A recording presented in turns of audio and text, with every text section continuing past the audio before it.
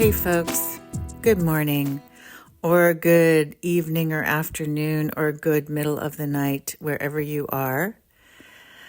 This is Amy. I'm just reaching out to everybody during what feels like a very dark time.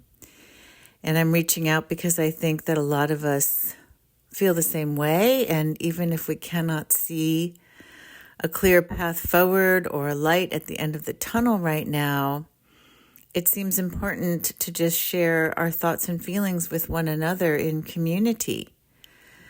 And I know we've been covering a lot of heavy-duty stuff, the war in Israel and Gaza, ceasefire resolutions, at least in Santa Cruz, California, and the aftermath of all of that, death and dying in Israel and in Gaza.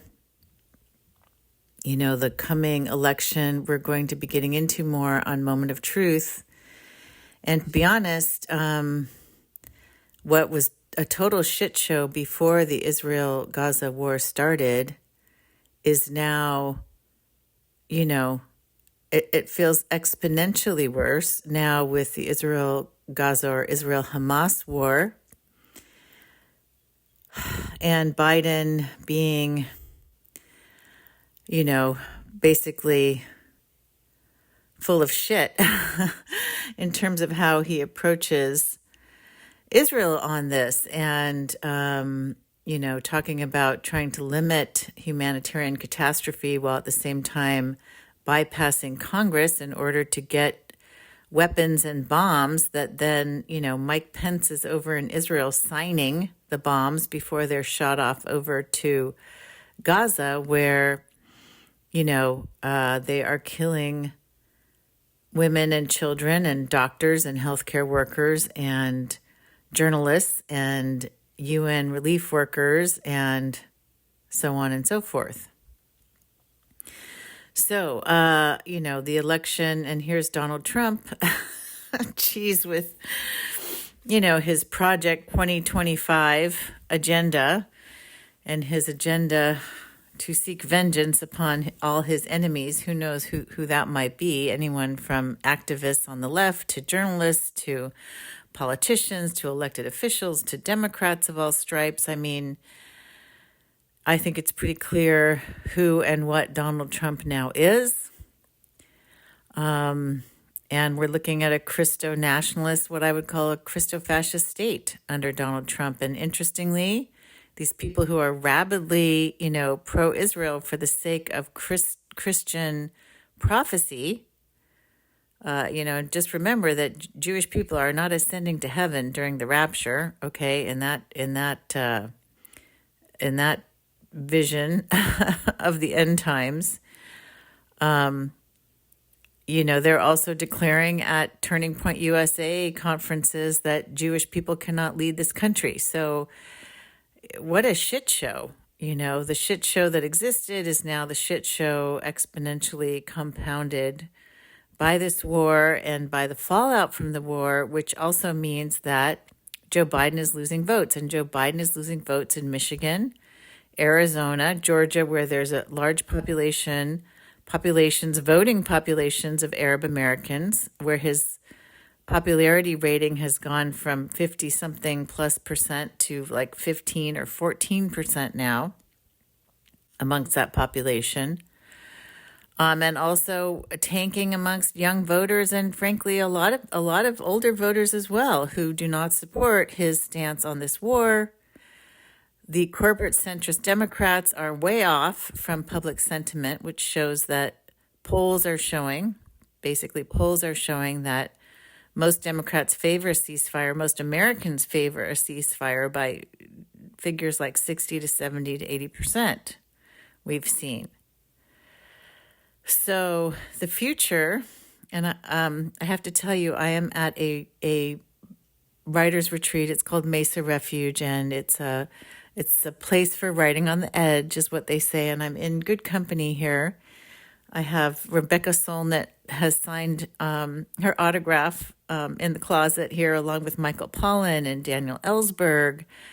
Michael Chabon has been here. all kinds of amazing. Naomi Klein's book is on the shelf under Mesa Authors. My father was here. Robert Frenet, who wrote a book called Pulse, and who I did my first residency with. I'm on an alumni week stay, but my first residency was through an application process. And I feel like early on I was here a couple times, and then my father was here. My father has passed away. I found his book on the shelf here. And we're also in the middle of these atmospheric rivers in California, just rainstorm after rainstorm and fog and mists and clouds. It's such a beautiful landscape up here in Point Reyes, California, but also has been just covered in mist and fog. And so honestly, it's been a bit gloomy, and I felt very sad with all the losses. I used to come and visit my friend, the novelist Blair Fuller, who lived in San Francisco and had a house in Tamales. Very old school, genteel man who took me under his wing when I was a young writer, journalist in San Francisco. I lived across the street from him. And I used to come up to Tamales quite a bit. He'd let me use the house when he was out, to stay and to write. So I drove up to Tamales from Point Reyes. It's about a half-hour drive on a beautiful windy road along the seashore, along the Tamales Bay, where there's people farm oysters, and there's little seafood shacks and restaurants and little pubs and cute little tiny villages of, 20, 30 homes. Marshall is one of them. And as I was driving through the mist, I just felt the need to share with you all this feeling of sadness that I have, because I know that a lot of people do. And I've been grappling with the sadness of having lost people, of sort of like my nostalgia for my youth when I used to come up here. It was literally 15 years ago, I think it's been, since I've been here. And also just the sadness for our nation and for the world, and what it means to have a Republican, even a DeSantis or Nikki Haley, what it means for the world in terms of climate crisis, women's rights, a plurality in our democracy, a pluralistic society, and acknowledgement of the harms perpetrated on people of color and LGBTQ plus people being under attack right now. We need to heal. We need to come together. We need to listen to one another, and we need to heal via and through that deep listening to create a nation that is for all people, that welcomes migrants who are fleeing from violence and poverty and from climate change, which we have helped to create. I mean, we've been one of the grossest polluters in terms of greenhouse gases in the world, and that affects, these more southern nations, what people call the global south, and people are fleeing because of what we have done, not to mention what we did in the past in overthrowing democratically elected governments in Guatemala, in Chile, supporting death squads in El Salvador. I mean, we were so involved in Latin America and around the world as an imperialist nation, as a capitalist nation, and we don't want to recognize or make amends or make reparations for any of that. And that is not how the world works. That's not how spirit works. Spirit is about a sense of abundance that we can give, and we will grow from that and actually expand from that and be better for that and be more abundant for that. And that's not where this country is heading in terms of the Republican Party. Joe Biden has done some very good things. I'm actually learning a lot here on this retreat because I'm with someone who worked in immigration in DC at the very top levels and can tell me what Joe Biden was doing and planning to do. And some of the really good things that have come out in Build Back Better and the Inflation Reduction Act, which people don't know. There's so much in there that's actually quite positive. And yet, as activists and change makers, we often focus on the negative. And right now, people don't want to vote for Biden. Honestly, I'm feeling indifferent to Biden because of this war. So Lord knows what's going to happen. I'm going to vote for Marianne Williamson in the primary. I like her message. I'm not afraid of A Course in Miracles. I'm actually a student of A Course in Miracles. It's not a religion. It's a spiritual book. It's basically just a very beautiful spiritual book, a very complex and hard to read spiritual book. But the messaging in that book is not dissimilar from the messaging in Buddhism or from the three principles psychology that I work with. So I'm going to vote for Marianne. I don't know what I'm going to do in the fall.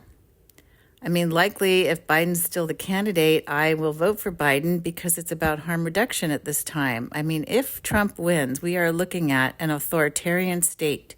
Full stop. We may not have elections. In fact, we probably will not have elections 4 years after 2024. We will not have elections in 2028. It will be Trump again, or it will be Ivanka or Ivana. I forget her name, which one.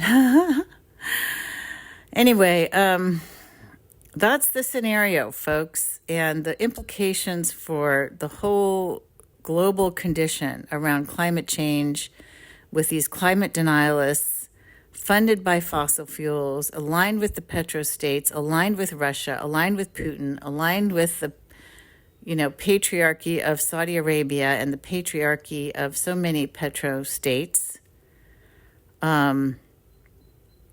It's a dismal looking future. It's dismal. Okay, did I cheer you up yet? But the reason I'm saying all this is because I normally am an optimistic person in the sense of we do what we can, we do our best. We don't know what everyone else is doing. We know that there's tremendous humanity across the world in all of us, and most of us just want to live and raise our families and make an honest living and a good enough living. And we want peace. Even I believe a lot of Trump supporters are just supporting Trump because they bought into the hype and the bullshit. But they actually believe that they're not racist. And some of them are frankly outright racist, the Nazis, the Klan folks, who are all part of that movement right now. But I think there are people who really think that they're doing good, that they want to bring down actually multinational corporations, for example. But these are all lies spun out by basically a cult leader and multi-level marketing executive. So, having said all that, I know things look gloomy and things look dark. Even now, I cannot see any blue skies outside my window. And I found on the bookshelves here at Mesa Refuge a book by Rebecca Solnit called Hope in the Dark. And Hope in the Dark, when she talks about dark, she speaks to the idea of a womb as being dark. That darkness might mean the creation of something new, of a new era, of a new way of being. And she speaks in Hope in the Dark, which was written, I think, back in 2003. And she's had many other amazing books. I highly recommend Rebecca Solnit, but I had never read this book. And she talks about how activists often want to see immediate changes, and they often can't see how all the results of our activism and engagement and civic participation actually have led to so many changes in our society that we now are seeing a backlash to these changes, but we haven't been enjoying up until now, the fruition of women's rights and gay rights and the civil rights movement and ecological books and activism. I mean, without the activism, without the pushing from society, from regular human beings, the world would be a much worse, much, much worse place. So she talks about hope in the dark and not knowing. And that's something I think about, the fog and the mists here, that it just means we can't see right now. We cannot see. It doesn't mean total catastrophe. It just means that right now we cannot see because we are surrounded by the mist, or Rebecca Solnit calls it the dark. I also brought with me a book by David Spangler, who was at Findhorn, and it's called The Call. And he talks about what shall we do as individuals and how we're all waiting for like some big important calling, like to make us, the hero of the story that saves the world or wins on the issue or, fights for the people or for the planet. And sometimes I love this book because it sort of busts a lot of that mythology, sort of Western mythology about heroes and individuals making these huge changes all by themselves. David Spangler talks about the background call.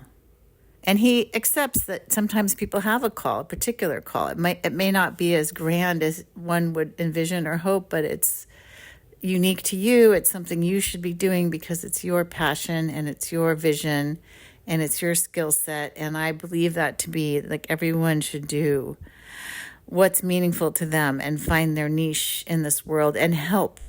I think everyone should be helping right now, especially with this election. We should all find a place to be, whether it's postcard writing or getting out the vote or, what the heck ever.